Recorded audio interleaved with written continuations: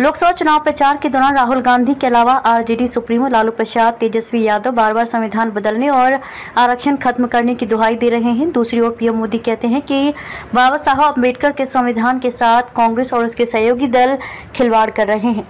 लोकसभा चुनाव के 6 चरण बीत चुके हैं। 7वें और आखिरी चरण के लिए 1 जून को वोटिंग है। अब तक के चुनाव प्रचार में पक्ष और विपक्ष की तरफ से सबसे ज्यादा गूंज आरक्षण और संविधान के मुद्दे पर सुनाई पड़ी है। इंडिया गठबंधन बीजेपी पर संविधान बदलकर आरक्षण खत्म करने का आरोप लगाता दिख रहा है। वहीं एनडीए ओबीसी आरक्षण में मुस्लिमों को आरक्षण देने की बात कहकर ओबीसी की हकमारी और धर्म के आधार पर आरक्षण देने को लेकर इंडिया गठबंधन को संविधान विरोधी बता रहा है। ऐसे में बीजेपी की मोदी की गारंटी और अब की बार 400 पार का नारा संविधान और आरक्षण के इर्द गिर्द सिमटता हुआ दिखाई पड़ रहा है।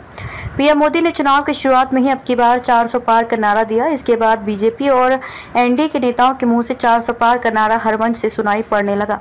लेकिन यूपी के सांसद लल्लू सिंह हो या कर्नाटक के सांसद अनंत सिंह हेगड़े, इन लोगों ने 400 सीटों की जरूरत को जिस तरह से लोगों के बीच समझाया, वो बीजेपी की गले की फांस बन गई।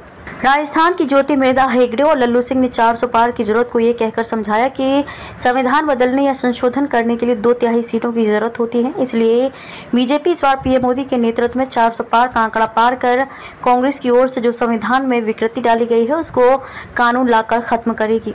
आरक्षण और संविधान बचाने की मांग कैसे शुरू हुई? संविधान में विकृति वाली बात अनंत हेगड़े की ओर से बड़ी साफ तरीके से कही गई थी। इसलिए बीजेपी ने इन बयानों से किनारा करते हुए अनंत हेगड़े का टिकट भी काट दिया।